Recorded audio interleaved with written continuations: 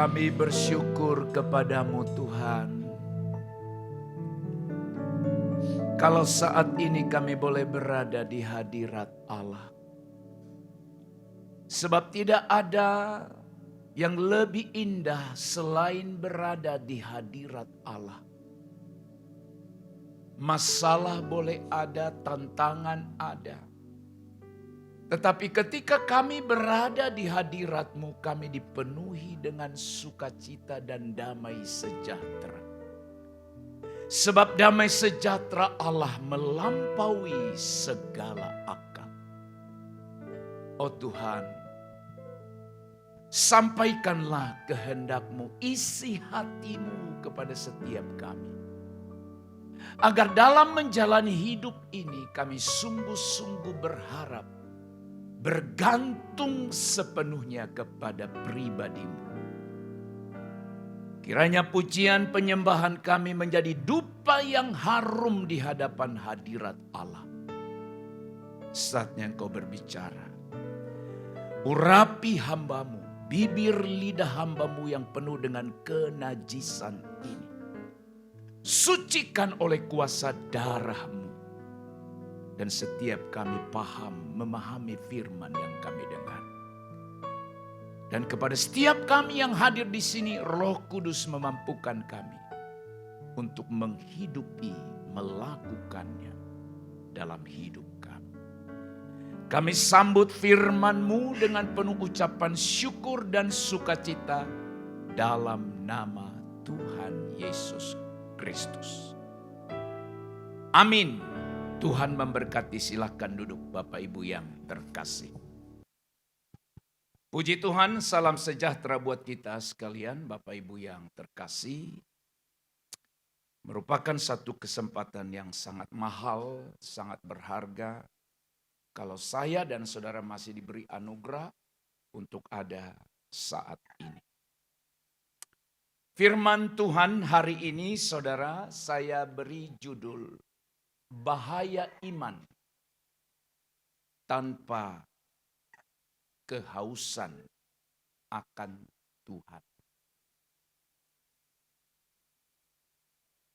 Semua kita berkata, aku percaya kepada Tuhan. Tetapi tidak semua orang Kristen punya rasa haus akan Tuhan.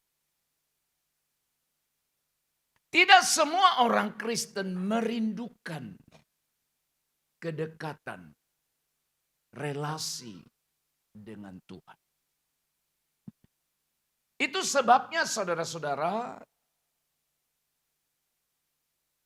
seseorang bisa berada di zona bahaya. Sebab hanya ucapan, hanya pernyataan. Untuk kita berkata, aku percaya. Oleh karena itu saudara-saudara, Alkitab memberikan kita satu kata untuk menunjukkan kerinduan kita pada Tuhan, yaitu haus. Bapak Ibu yang dikasihi oleh Tuhan, rasa haus adalah tanda bahwa kita masih memiliki kehidupan. Tidak pernah ada orang yang sudah mati haus. Selama ada rasa haus pada seseorang, maka dia pun akan memiliki kepekaan, sensitif, kerinduan terhadap kebutuhan hidup. Bahaya terbesarnya bukan pada kehausan itu. Tetapi ketika rasa haus itu menjadi mati. Hilangnya rasa haus saudara-saudara menandakan hati mulai tidak lagi peka. Bayangkan kalau saudara dalam satu hari tidak minum segelas air. Entahkah saudara sedang puasa atau tidak puasa. maka kita akan merasakan sesuatu yang tidak nyaman di dalam tubuh kita. Hal yang sama pun hari ini terjadi secara rohani. Ketika jiwa kita tidak lagi haus akan Tuhan. Tidak lagi merasa bahwa persekutuan dengan Allah itu kebutuhan yang mendesak. Kebutuhan yang sangat urgent. Saudara-saudara, kita sering tidak sadar bahwa hidup rohani kita sedang berada dalam bahaya. Jangan saudara berkata kalau hidup rohani dalam zona bahaya tidak masalah. Tapi hidup jasmani dalam zona bahaya menjadi masalah. Sangat keliru. Sekali lagi saudara, jangan orang berkata kalau hidup kerohanian kita bermasalah itu enggak masalah. Artinya biasa saja. Tapi kalau hidup jasmani kita bermasalah itu kita menjadi pusing. Coba kalau saudara dideteksi diagnosa oleh dokter dan berkata ada penyakit dalam tubuhmu. Yang secara medis tidak mungkin sembuh. Kecuali mujizat. Maka saudara pulang akan menjadi sangat stres. Saudara akan menjadi sangat susah oleh karena pernyataan itu. Tidak masalah memang logis. Tapi pernahkah saudara sampai pada pola pikir andai kata saya ada pada zona kehidupan rohani yang bermasalah. Jadi seperti apa? Minggu yang lalu saya sudah sampaikan kenapa Alkitab justru memakai gambaran rusa yang rindu sungai yang berair untuk menyatakan hubungan kedekatan seseorang pada Tuhan. Karena kalau tubuh kita kekurangan air, kekurangan cairan, kita akan mengalami apa yang disebut dengan dehidrasi. Dehidrasi itu bukan hanya dialami oleh tubuh kita, tapi dehidrasi pun bisa terjadi secara rohani. Dehidrasi secara fisik artinya kekurangan cairan. Tubuh kita kekurangan cairan. Tahukah Bapak Ibu bahwa orang yang mengalami dehidrasi berat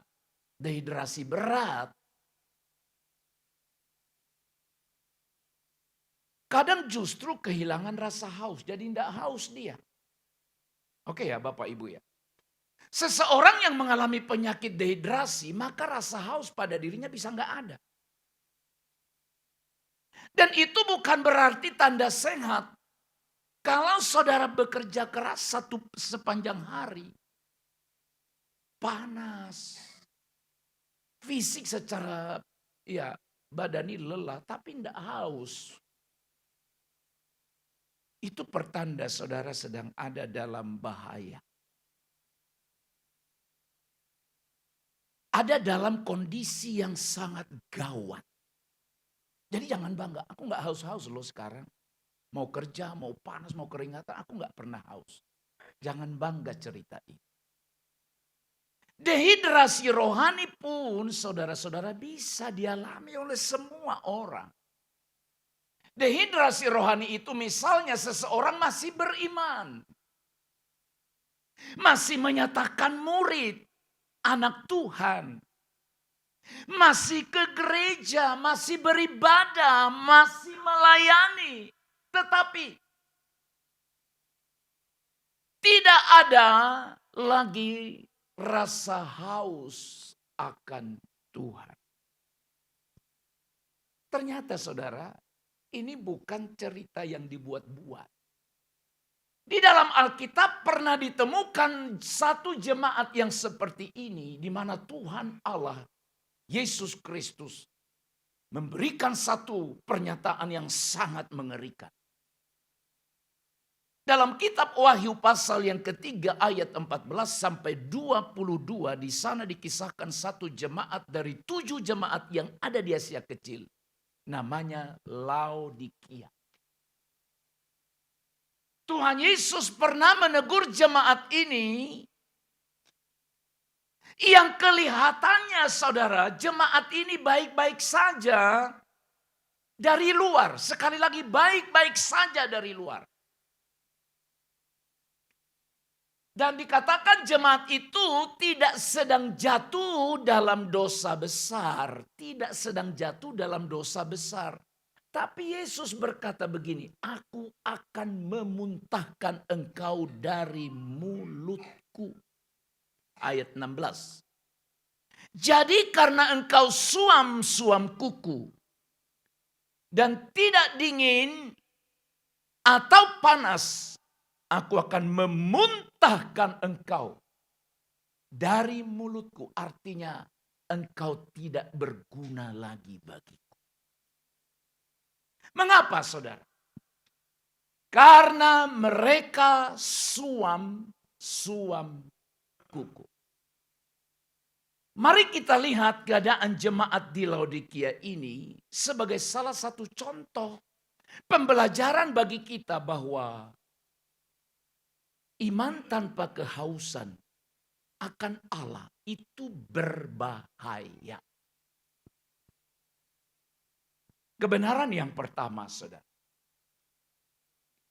Iman tanpa kehausan, artinya iman tanpa kehausan itu sekali lagi tetap bilang, tetap berkata, aku percaya Tuhan.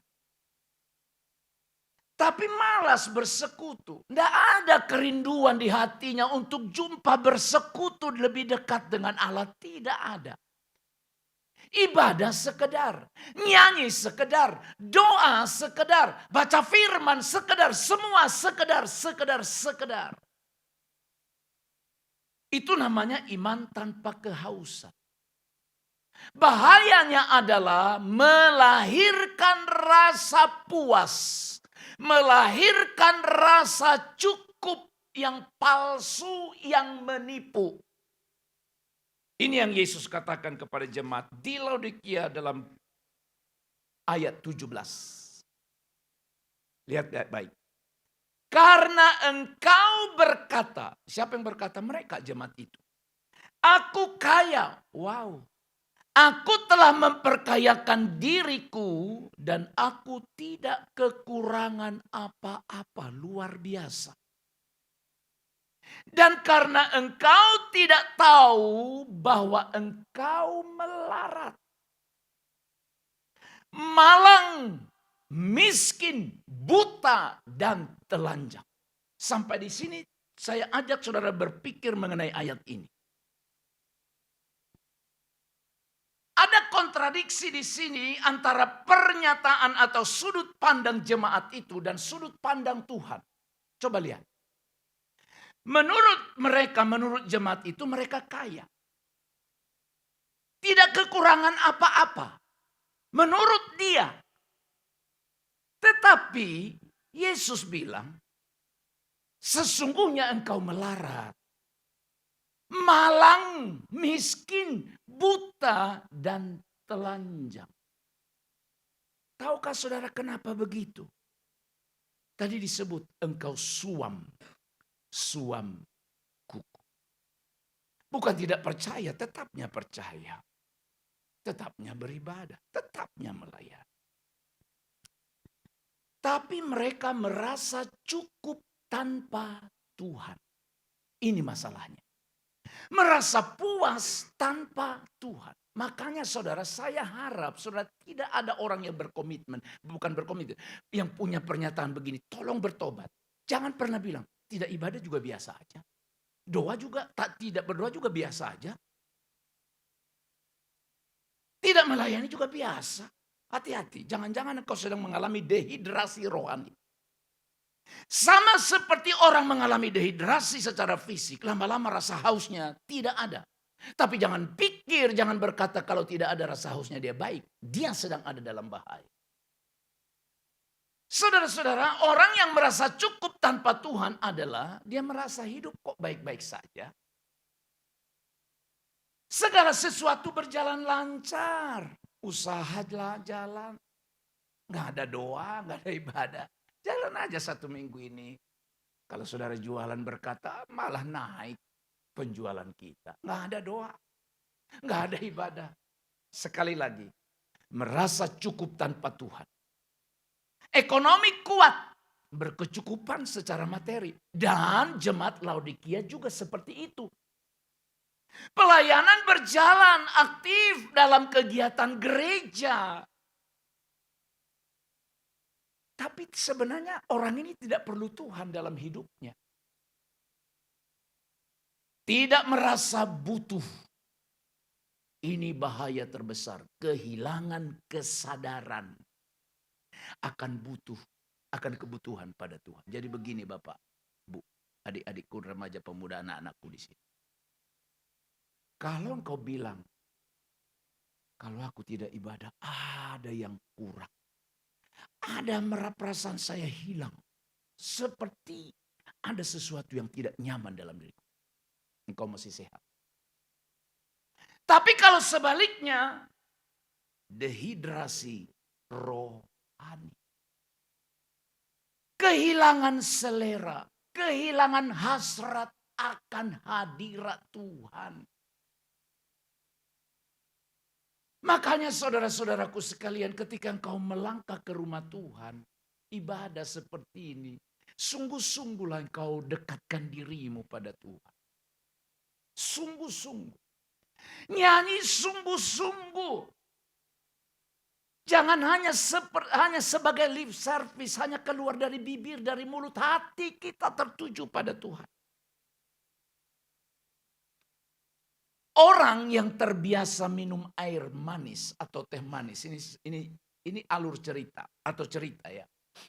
Terbiasa minum air teh manis atau air manis, maka lama kelamaan dia akan kehilangan selera terhadap air mineral atau sebutlah air putih.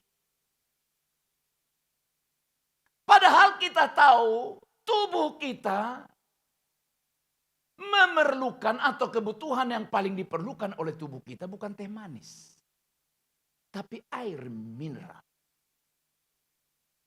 Kalau tidak minum yang seperti itu, rasanya, nah ini ya. Jadi begini saudara, jangan saudara minum yang lain berlebihan, teh manis, kopi dan lain sejenisnya, air putihnya, air mineralnya, jadi tidak terpenuhi dan berkata begini, saya tanpa air putih pun tidak apa-apa, yang penting saya sudah minum segelas secangkir kopi, itu sudah mencukupi. Salah. Dari segi kesehatan pun tidak dibenarkan itu.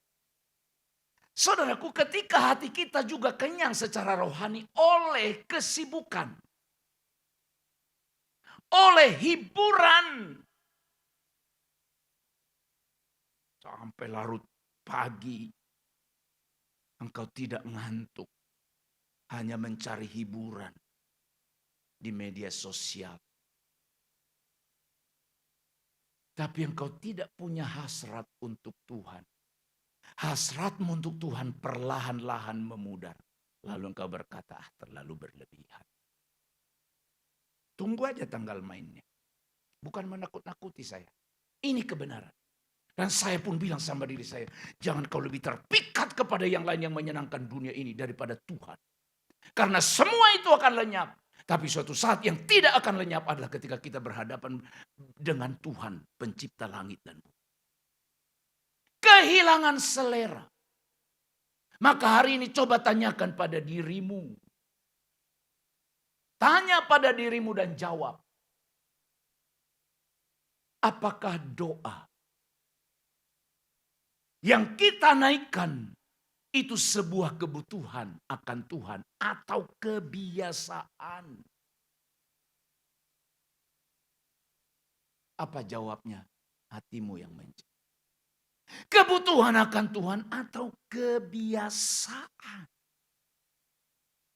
Kedua, apakah kita datang kepada Tuhan seperti saat ini karena kerinduan pada Tuhan? Atau karena ya hari Minggu Ibadah pukul 10.30 ibadah kedua di gereja kita. Rindu atau karena jadwal atau karena tidak nyaman sama orang lain. Hati-hati, evaluasi dulu. Malu kita sama orang, malu kita sama tetangga kok nggak ke gereja. Kok rasa malu sama Tuhan kok nggak malu. Nggak enak nanti ditanyain Pak Pendeta kita. Kok nggak gereja-gereja, ada apa? Jangan itu. Tanya, pikir. Nanti Tuhan tanya kepada kita apa jawaban kita. Yang rindukah saudara atau karena ibadah ini hanya jadwal rutinitas? Ketiga, tanya lagi.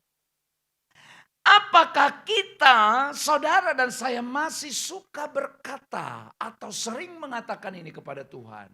Tuhan, aku membutuhkan Engkau. Aku tidak bisa berbuat apapun kalau bukan karena Engkau. Jadi saudaraku sekalian, ada namanya kepuasan rasa cukup yang palsu, yang menipu. Dan itulah yang dialami oleh gereja di Laodikia. Standar dunia, ukuran dunia berkata mereka kaya, berkecukupan, berkelimpahan, tidak ada yang kurang. Di hadapan Allah sebaliknya. Kenapa? Kenapa mereka disebut demikian? Suam kuku. Kalau suam itu tidak ada kerinduan, hanya sekedar sebatas kegiatan semata. Aku tidak mau. Aku harus berdoa dan berkata, Tuhan tolong supaya aku keluar dari zona itu. Dan aku menginginkan Engkau lebih daripada apapun. Yang kedua, iman tanpa kehausan, kerinduan akan Tuhan. Ini akan menyingkirkan. Wow, bahaya. Menyingkirkan posisi Kristus dari pusat kehidupan kita. Artinya Kristus yang menjadi yang terutama, dia nanti jadi urutan-urutan kesekian. Apa kata Yesus kepada jemaat ini mengenai ini?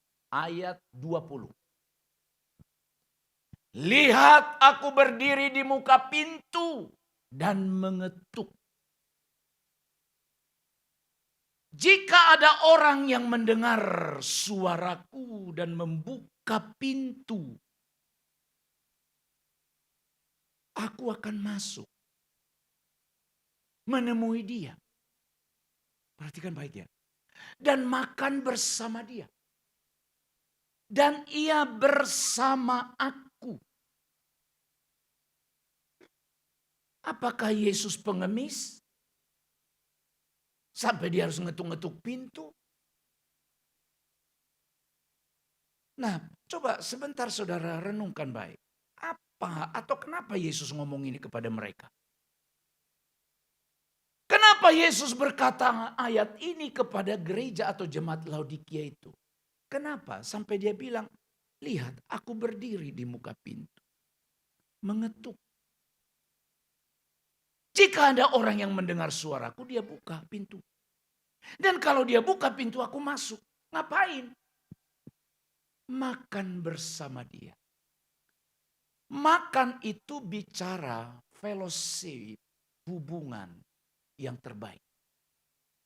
Dan ia bersama aku. Berarti saudara, kalau sampai Yesus katakan ini kepada mereka, sebenarnya mereka nggak butuh Tuhan dalam kutip dalam hidup mereka. Sampai Yesus berkata, aku mengetuk, aku mau masuk. Berarti selama ini Yesus tidak ada lagi dalam kutip di kehidupan berjemaat mereka. Maka apapun yang terjadi kalau saudara pun tidak setuju, tidak apa-apa. Ibadah di gereja ini harus Kristus yang diutamakan. Tidak lebih daripada itu. Kalau tidak itu, tidak perlu ada gereja. Tidak perlu kita bersusah payah bangun gereja. Hanya sekedar wah gagah-gagahan, tidak perlu. Yang paling utama dia ada di sini dan kita harus meninggikan dia. Di sini. Di gereja harus dia yang selalu kita agungkan.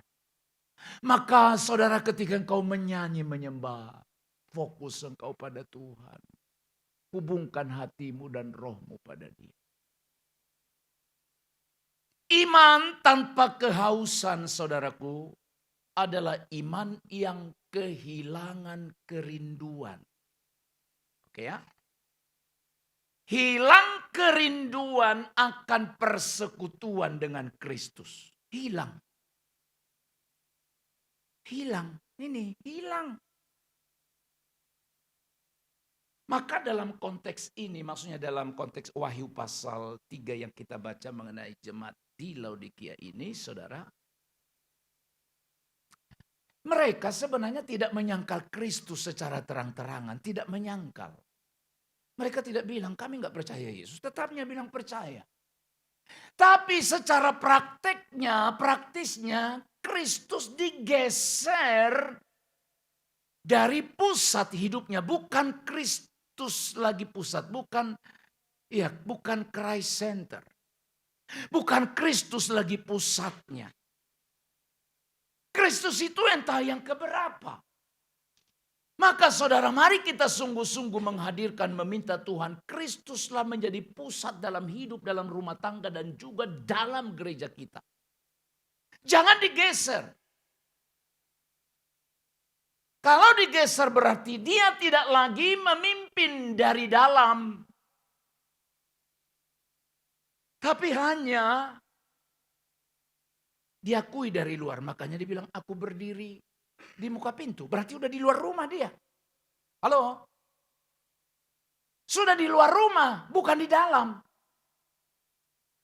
Masa ada orang di dalam ngetok-ngetok buka pintu? Nggak ada itu. Orang yang di luar yang ngetok pintu supaya masuk ke dalam. Dan Kristus itu datang ke siapa? Ke jemaatnya sendiri.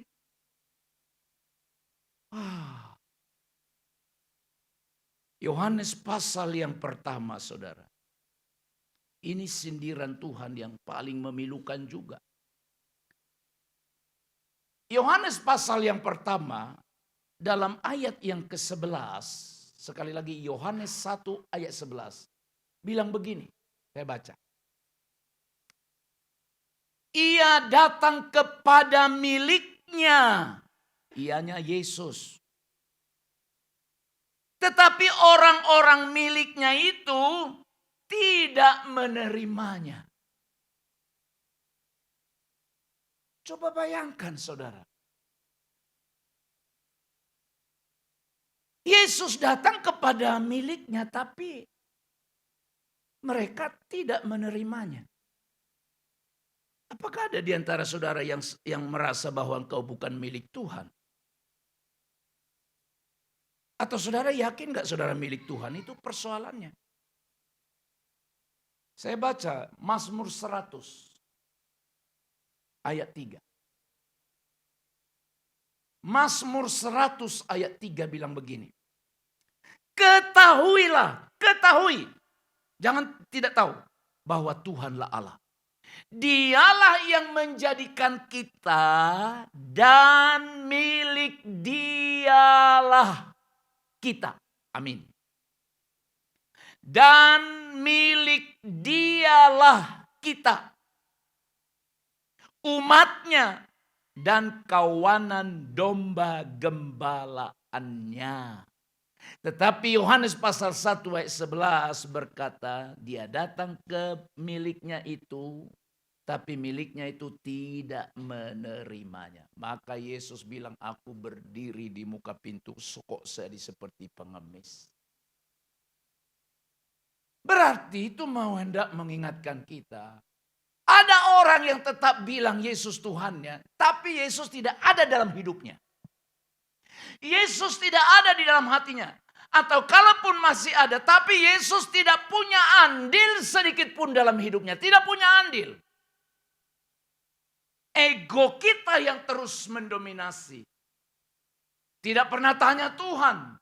Tidak pernah mengikuti kehendak Tuhan. Dan nanti saya mau kasih tahu. Kadangkala kita hanya mencari Tuhan di saat-saat genting. Saya lanjutkan. Wahyu pasal 3 ayat 20. Ya. Dia yang berkata, aku berdiri di depan pintu dan mengetuk. Ini menggambarkan menggambarkan ironi yang tajam. Sedih sekali dengar. Kristus sedang mengetuk pintu hati jemaatnya sendiri. Ya. Ini menunjukkan bahwa rasa cukup yang mereka sebutkan tadi oleh jemaat itu. Dan dalam Wahyu 3:17 tadi dikatakan tidak kekurangan apa-apa. Telah membuat jemaat menutup diri terhadap kehadiran Kristus meskipun mereka tetap religius, artinya tetap melaksanakan tugas agamanya. Merasa tidak ada kekurangan apa-apa, maka menempatkan Kristus di luar hidupnya. Oke ya Pak, logikanya kan begitu. Makanya Yesus bilang, aku berdiri di muka pintu, mengetuk. Sampai Yesus bilang begitu, berarti Yesus itu dalam hidup mereka bukan lagi pusat, sudah di luar dia. Yesus tidak lagi duduk di kursi kerajaannya atau bukan jadi raja. Mungkin jadi satpam. Posisi satpam, bukan bos.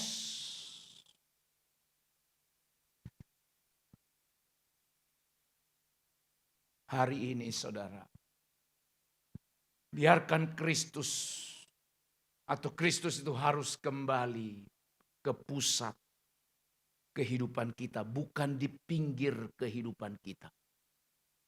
Sekali lagi, mau sehat pun engkau hari ini, mungkin engkau kemarin sudah check up seluruh organ tubuhmu. Kesimpulannya semua dan semua dokter berkata normal. Bukan berarti engkau tidak butuh Tuhan. Kehausan rohani perlu kita pelihara. Jangan digantikan oleh kesibukan rohani. Ya, saya pun lama bergumul mengenai ini. Saya pikirnya Tuhan bisa memaklumi kita kalau kita sudah sibuk dengan pelayanan. Lalu Tuhan jadi maklum hubungan kita tidak terlalu penting sama dia. Ternyata tidak. Ingat Marta dan Maria. Marta sibuk. Sibuk. Ini dan itu. Maria duduk di dekat kaki Yesus. Dia dengar Yesus. Marta mengeluh. Dia lapor kepada Yesus. Kenapa aku dibiarkan sendiri kerja di dapur ini dan itu? Harapan Marta, ucapan Yesus adalah, ini juga ini gak tahu diri. Ayo bantu dia. Harapan dia begitu. Tapi Yesus bilang dia sudah mengambil bagian yang terbaik bagi hidup.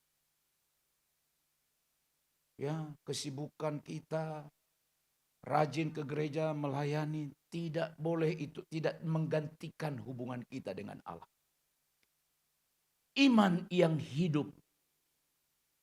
Oke, iman yang hidup selalu merespon, selalu memberi tanggapan terhadap ketukan Kristus. Perenungan bagi kita untuk ditanya yang pertama. Apakah Kristus sungguh-sungguh kita atau senantiasa kita libatkan dalam seluruh pengambilan keputusan dalam kehidupan kita? Atau siapa yang ada di nomor ini? Bertobat hari ini.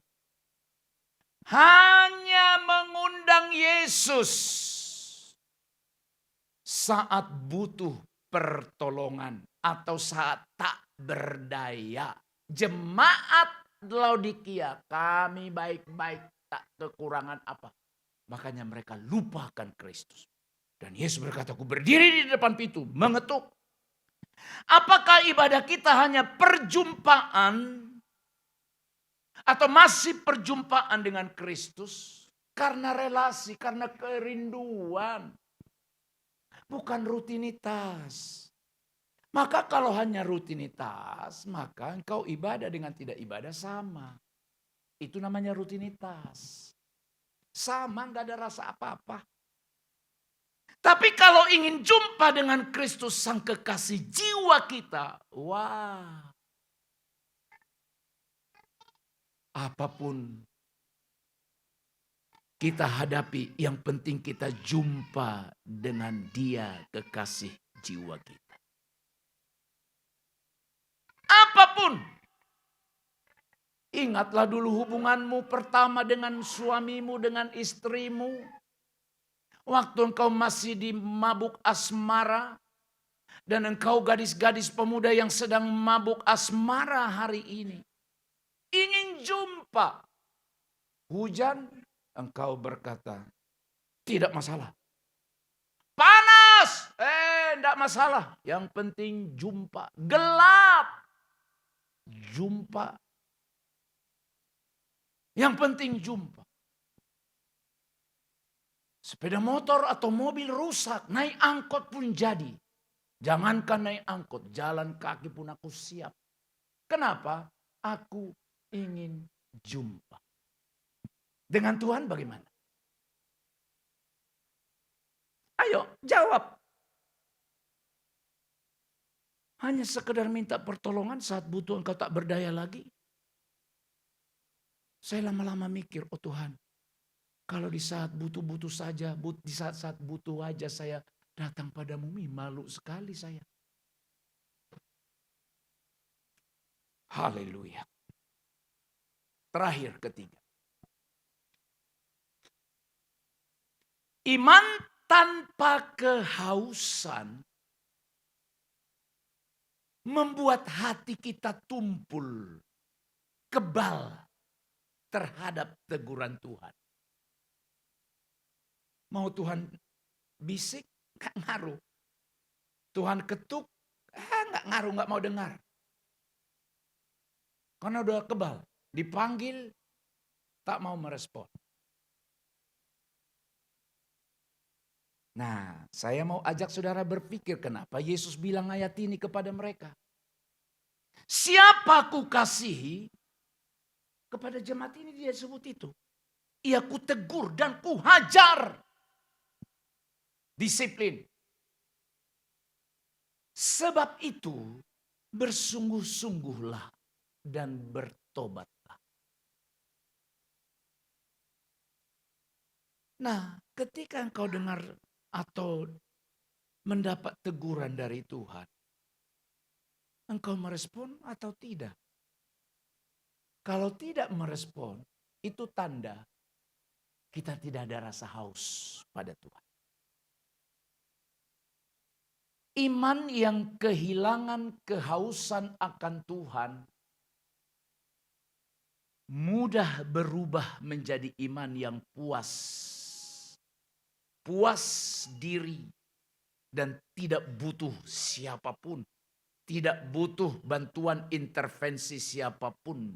Ya, namanya defensif. Ketika kerinduan akan hadiratnya memudar. Maka Tuhan mau bilang apapun saudara, mau ditegur, engkau tidak akan menerima itu lagi sebagai anugerah. Padahal Tuhan tadi bilang, siapa ku kasihi, ku tegur. Tapi kita melihat itu sebagai gangguan. Padahal Alkitab jelas berkata tadi dalam ayat yang ke-19. Teguran dan hajaran itu justru bentuk atau wujud kasih Tuhan. Karena dikatakan siapa ku kasihi. Ya, siapa ku kasihi, ia ku tegur dan ku hajar. Sedangkan hati yang tidak haus menjadi kebal terhadap kasih. Maka hari ini renungkan dua atau ya boleh renungkan dua kondisi hati ini. Kira-kira di mana kondisi hati saudara hari ini? Kondisi hati yang pertama adalah hati yang haus. Hati yang haus itu mudah tersentuh oleh firman. Hati yang haus itu dia mau bertobat, cepat bertobat, berubah, nggak banyak komen-komen. Rindu untuk berubah, rindu untuk diperbaiki. Inilah hati yang haus. Hati yang haus itu dia akan berkata, Tuhan, buatlah jalanmu dalam saya. Sedangkan hati yang tanpa kehausan, maka sehebat apapun, sekeras apapun, selembut apapun firman, engkau akan berkata, biasa saja. Teguran dianggap keras. Dianggap ada maksud-maksud tertentu. Kalau kita sudah sampaikan kebenaran. Nasihat dianggap sebagai bentuk penghakiman. Tapi kalau hati yang haus, dia dinasehati, memang punya kerinduan untuk berubah. Oleh karena itu mari kita periksa hati kita. Ayo mari koreksi hati kita.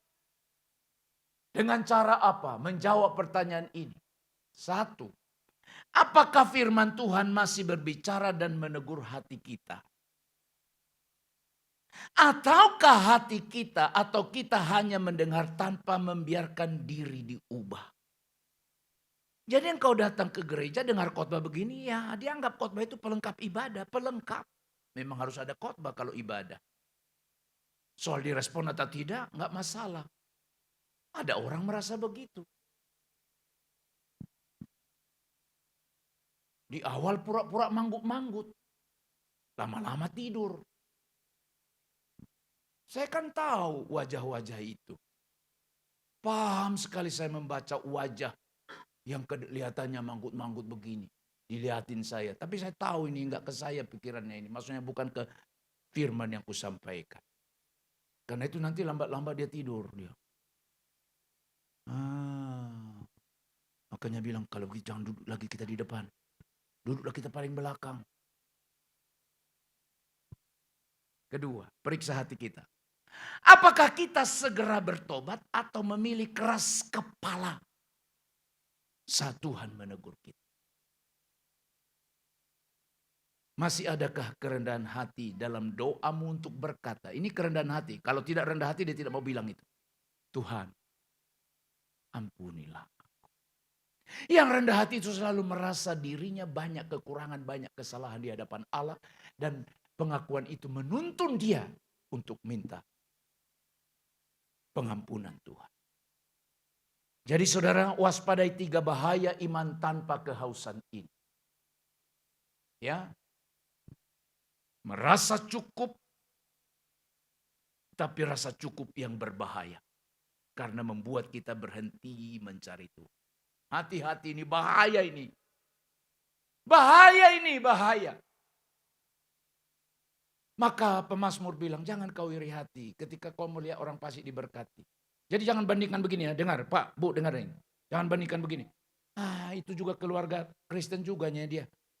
Aku tahu gak pernah ke gereja itu, anak-anaknya bagus-bagus semua pekerjaannya. Di mana-mana dia bekerja bagus semua, uangnya banyak sekali. Padahal mereka jarang ke gereja, tak mau ibadah itu. Anak-anaknya pun saya dengar di perantauan, gak ada mereka cari Tuhan. Tapi, lalu kita mengukur semua itu. Jemaat di Laodikia punya pengalaman yang sama. Tapi Tuhan bilang, aku muntahkan kau. Kedua, bahaya yang kedua adalah Kristus memang masih disebut. Tapi tidak dirindukan, tidak ditaati, tidak dikasihi. Ketika hati kehilangan kehausan, teguran Tuhan tidak lagi menggugah. Jadi saudaraku, hanya iman yang haus, yang sungguh hidup. Sama seperti hanya tubuh yang haus, yang hidup atau sehat.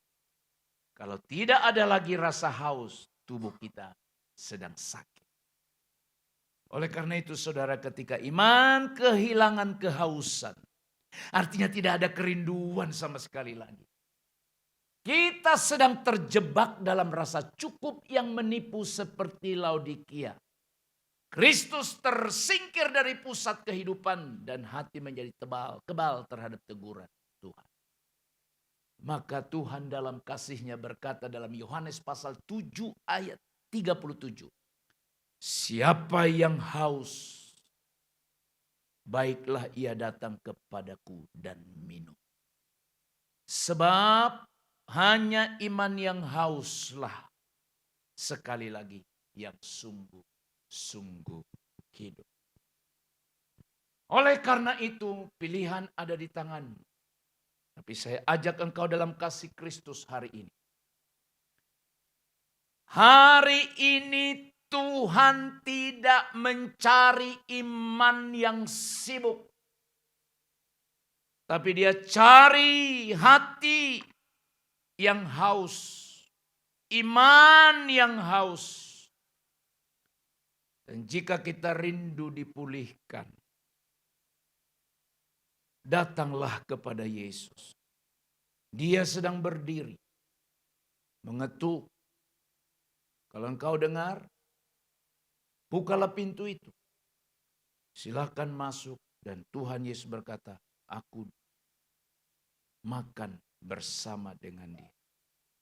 Minumlah dari hadirat-Nya. Biarkan iman kita kembali dihidupkan. Amin. Mari kita berdoa. Kami sungguh bersyukur karena kasih Tuhan yang luar biasa. Mengingatkan kami jemaat-Mu di sini. Supaya kami tidak mengulangi cara hidup yang sama dengan jemaat yang ada di Laodikia. Merasa berkecukupan dan tidak butuh apapun. Sehingga Kristus bukan menjadi prioritas dalam hidup mereka. Hari ini pun kami jemaat-Mu diingatkan oleh karena Kristus. Sekalipun kami tidak ada masalah, barangkali semua berkecukupan bahkan berkelimpahan.